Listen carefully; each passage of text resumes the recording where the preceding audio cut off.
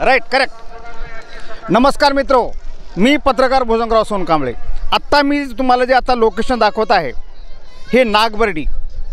दरवर्षी पंचमेला या ठिकाणी हजारो भाविक येत असतात. त्याचीच परिस्थिती आपण पाहू शकता. या ठिकाणी नांदेड, लोहा, कंधार पोलीस स्टेशनचे अनेक पोलीसवाले या ठिकाणी संरक्षणला आलेले आहेत. पाहू शकता आपण गाड्या समोर ते. आणि ही यात्रा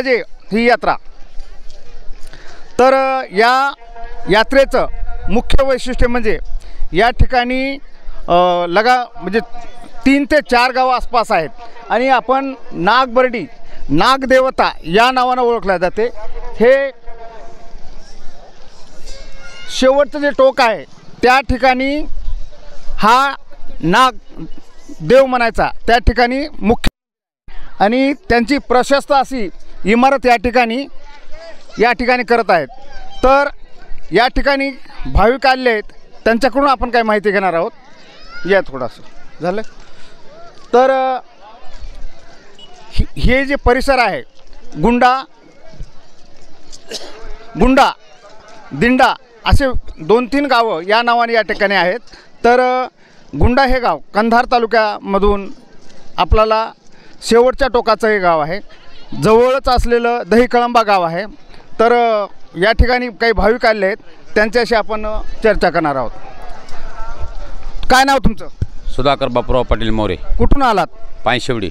बरं, काय आपण दरवर्षी नागपंचमीला येतो आणि नागपंचमीच्या दिवशी येथे फार मोठी यात्रा भरण्यात येते.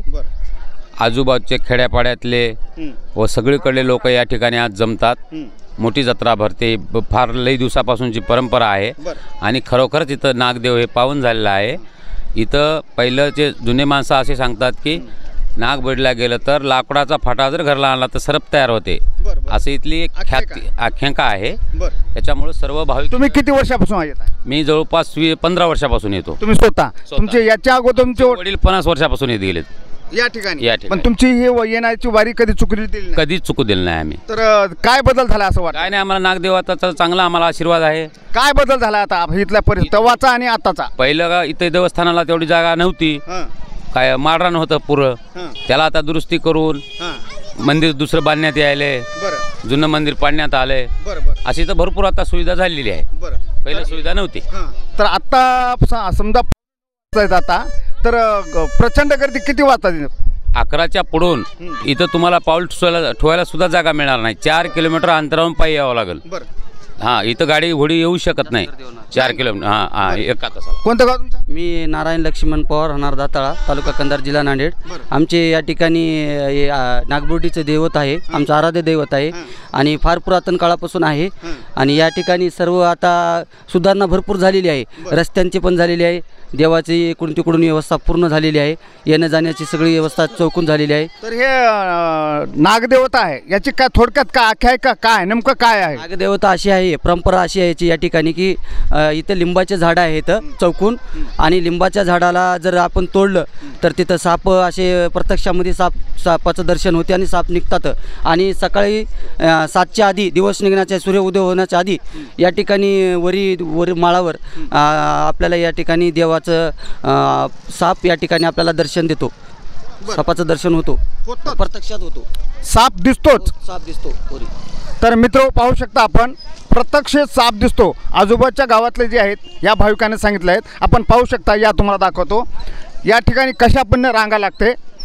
इथून 100 मीटर लांब पुन्हा त्या ठिकाणी मुख्य मंदिर आहे. तर या ठिकाणी पोलिसांना अशा पद्धतीनं बंदोबस्त ठेवलेला आहे आणि येणाऱ्या भाविकाला कोणाही त्रास होऊ नये म्हणून गाड्याची, वाहनाची व्यवस्था समोर ठेवलेली आहे. तिकडे पोलिसांच्या गाड्या ते आपण पाहू शकता. आता गर्दी व्हायला सुरुवात झाली. वर प्रचंड अशी लोकसंख्या वर आलेली आहे. तर काही 1 तासाच्या नंतर या ठिकाणी प्रचंड असे या ठिकाणी भाविक येणार आहेत आणि या ठिकाणचा सोहळा अतिशय पाहण्यासारखा आहे. नागबर्डीवरून भुजंगराव सोनकांबळे, मराठवाडा लाईव्हसाठी.